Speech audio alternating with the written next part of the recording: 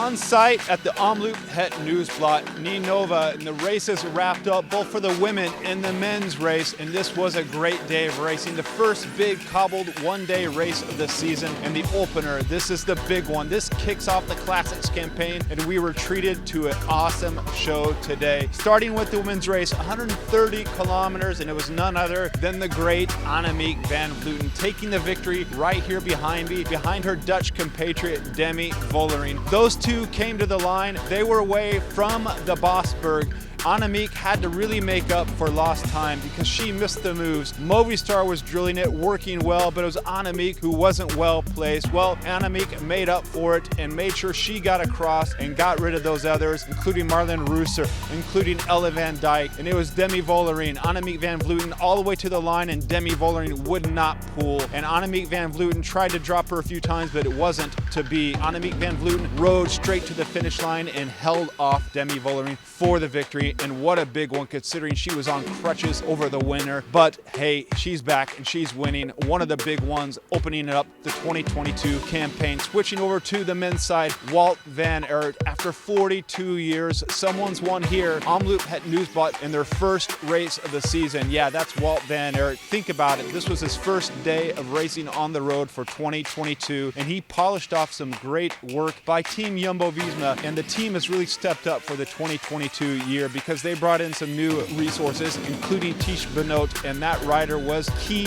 for Wout van Aert today. Taking it back to around 50 kilometers to go because it was Swiss rider Stefan Kuhn who really started ripping things up. He went up the road, joined an early group that was about 7 men that dominated the day. Then we had the Berendries climb with around 30 kilometers to go, and that's where the whole thing exploded. Bam, bam, bam. And we saw Tish Benoot ripping up the road, and that Tish Benoot power move pulled out Wout van Aert. It pulled out Thomas Pidcock with his teammate Jonathan Navarez, and we also saw Sonny Cabrelli bridging the gap and successfully so up to that move, and that was a power move that went free. And those guys became the lead players on the road, and it was firework after fireworks, and Jumbo-Visma did the right thing to do considering they had 2 men in the move. They sent out Tish Benoot on the Kapelmer. That was a smart move, and it put the other ones on the hills watching what to do. Ineos, well, Thomas Pidcock couldn't rely on Navarez anymore. Unfortunately, we saw Stefan Kuhn come to the front on the Mur and do the muscle work. Wout van Aert was right there marking things,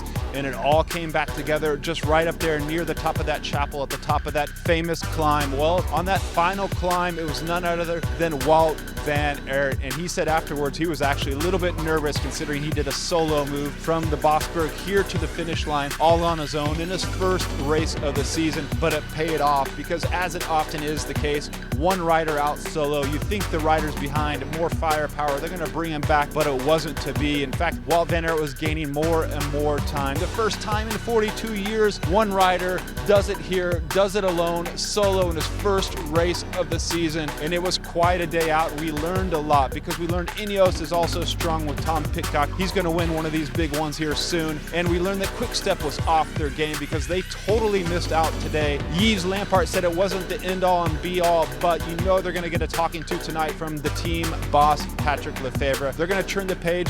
We got Kuhn Brussels Kuhn coming up. We got a series of one-day races coming up, but a lot of lessons were taken away from today, and we've been reminded Wout van Aert is king, and we saw a great day of racing here at the Omloop Het Nieuwsblad.